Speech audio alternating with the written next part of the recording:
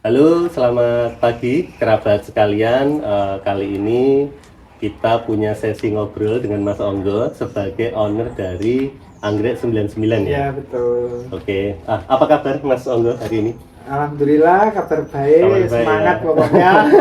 Saya seneng ya kalau ketemu Mas Onggo ini bawaannya ceria dan semangat. Amin. Oke. Seperti bunganya juga ceria.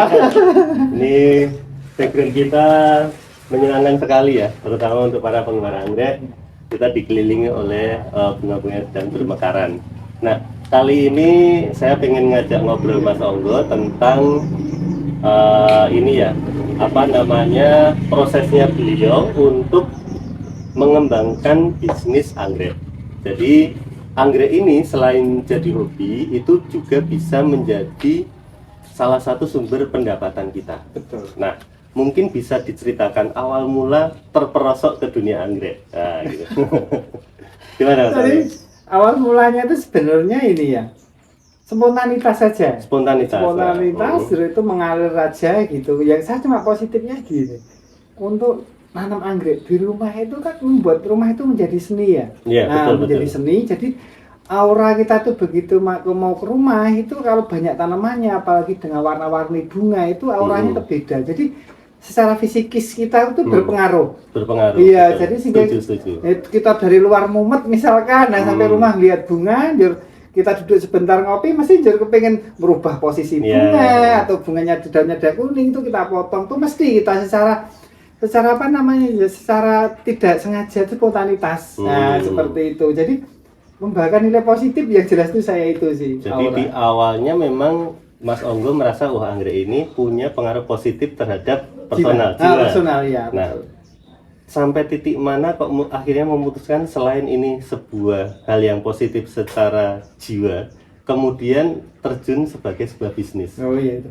Awal mulanya saya kan ini, saya punya bisnis, tapi ini berantakan, hancur-hancuran. Nah itu, jadi hancur-hancuran. Jadi sehingga daripada saya itu barang saya uangnya apa saya buat bisnis, bukan malah saya yang make tapi yang lain yang make kan itu lebih baik saya belikan bunga. Saya belikan bunga itu waktu itu saya karena hobi. Nah karena hobi saya beli ya seperti sahabat-sahabat anggrek ngedilin, tukang ngedilin saya sebenarnya, makanya teman-teman seller tuh kaget kalau saya tuh live. Nah itu tukang ngedilin, begitu saya tuh banyak, saya tuh berpikir loh anggrek kok banyak kok jadi bagus-bagus itu. Saya tuh nggak sengaja ada sahabat kita dari Media Orchid, saya cerita Mas Seto itu saya diarahin langsung harus step by stepnya seperti ini saya mencoba, malah jadi ini sekarang kalau dibanding bisnis teman-teman yang lain saya belum apa-apanya ya. Tapi kalau Mas Seto lihat dari Media Orchid itu karena semangatnya. Nah di situ kalau bisnisnya ini belum apa-apa dari teman-teman yang lain ya sedikit sekali ya, mungkin ada beberapa koleksi kita juga itu belum apa-apanya. Tapi kalau dari Mas Seto itu apa kita dinilai dari semangatnya. Jadi sebetulnya berawal dari hobi, banyak ngedil, daldildul, jadi banyak. Ternyata ketemu mentor yang bagus ya. Makasih ya Mas Seto. Iya, terima kasih jadi mentor yang ini. ya. Dan sekarang malah keterusan jadi seorang seller. Iya betul. Nah, mungkin bisa diceritakan titik di mana ternyata bisnis ini tuh menjanjikan. Nah, ngerasanya di momen apa? Kalau saya momennya itu saat ini menjanjikan itu saya tuh waktu kuliah 2022, 2001, 2022 saya tuh PKL pasti saya kerja juga di kebun anggrek ini. Waktu itu harganya itu masih di 80.000. Nah, menurut saya kalau sekarang kok masih jadi harganya itu stabil gitu ya? Flat stabil gitu loh. Tetapi anggrek ini semakin dia mahal, khususnya dendro itu karena rimbunnya semakin besar. Semakin dia ditunggu, semakin membesar, harganya akan semakin beda. Nah di situ. Jadi menurut kelebihan dendro ini saya wah ini sebagai bisnis yang prospek ya. Nah itu karena apa? Kita nanam dulu, kita beli kecil, misalkan semakin besar dia semakin mahal. Nah dalam perjalanan berbisnis ini pernah nggak ngalami sebuah penjualan yang wah ini luar biasa nih, membuat saya jadi tambah semangat? Ada nggak ngalami masa-masa gitu? Bisa kalau boleh diceritakan, boleh nggak? Boleh. Gimana? Ya itu jadi saya itu kan kalau kita bisnis saya kan seiring berjalan ya. saya tuh nggak pernah ngambil pusing, yang penting saya buat tuh happy, lihat bunga seneng, saya stok kita perbanyak gitu, dan kita penjualan kita tuh enak gitu loh. Yeah. Kalau orang bilang tuh seger gitu penjualan itu, ya pernah sampai kita meledak juga pernah. Sebenarnya di anggrek ini konsisten sebenarnya. Kalau kita di live itu kita di konsisten, asal kita konsisten. Sekarang ini saya udah mulai nggak konsisten. Oh gitu. Karena apa? Wes kepenak sehingga saya ini tarafnya udah beda lagi. Tapi dari sekian banyak yang pernah dijual, masih ingat nggak mungkin plan yang paling mahal yang pernah dijual sama Mas Onggo? Paling mahal di harga 2,5 saja saya. Oh, nah, gitu. 2,5 karena saya dikhusus di bulatan jumbo, bulatan jumbo ya. Oke, nah itu ya. Jadi kerabat semuanya, perjalanan Mas Onggo dari merasa bahwa anggrek ini menyiapkan jiwanya jadi daldildul, jadi banyak punya mentor yang tepat, sampai akhirnya sekarang menjadi master anggrek bulatan. Karena dimana-mana kalau orang melihat anggrek 99 tuh pusatnya anggrek jumbo gitu ya. Iya gitu. betul. Tapi sekarang stok kita bulatan udah habis. Ada berapa dari kolektor kita yang ngambil kan, itu udah bulatan kita kemarin banyak saya. Bulatan dan jumbo-jumbo. Sekarang udah ya, tinggal yang plannya nggak jumbo-jumbo, dan kita sudah ngeluarin untuk plan-plan baru dari seedlingan, tapi dah kita beli dah besar, nanti kita besarkan lagi. Nah, dalam dunia bisnis apapun namanya perubahan itu tidak bisa ditolak ya. Iya betul. Nah, dengan menghadapi persaingan dan perubahan yang ada, nah kira-kira apa sih yang dilakukan Mas Onggo untuk membuat bisnis ini tetap sustainable gitu?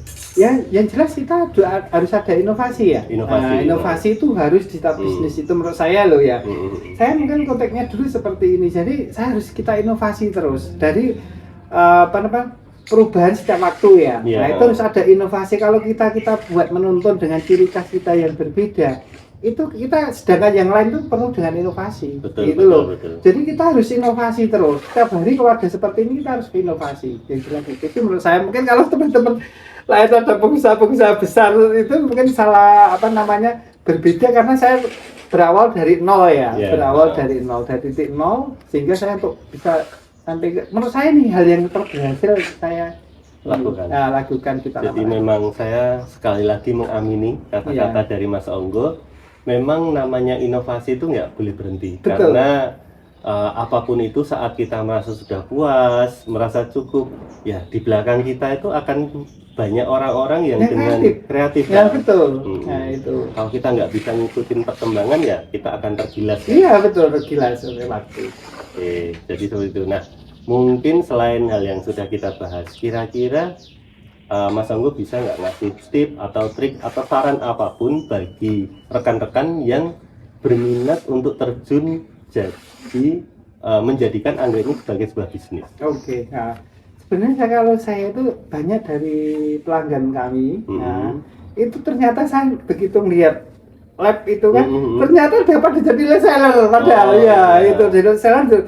Saya tetap sering improve ke mereka, dan mereka juga banyak dari koleksian kita kan gitu kan. Dan dia berusaha termotivasi dari kita juga. Nah, saya itu kan berjalan baru 1 tahun saya. Oh, ini baru 1 tahun? Baru 1 tahun. Saya baru 1 tahun, di teman-teman tuh saya motivasi, saya 1 tahun udah bisa gitu loh. Nah, itu sehingga banyak saya lihat ada beberapa ibu, saya lihat ada 8 reseller yang dulu tuh nggak sama sekali, belum pernah jualan, tapi begitu ada sebagian kita, karena brand kita agak besar ya, agak besar itu, jadi saya beli, jadi dia pelan-pelan tuh lab, walaupun dia mungkin produknya kalau secara judulnya itu anggrek, tapi bisa nanti dia dibuatnya jualan pupuk atau jualan media atau bisa pot, pupuk, ya pernik-perniknya lah gitu. Pernik-perniknya itu sebenarnya anggreknya menurut saya nggak banyak, tapi menurut saya udah ini lahan bisnis itu loh.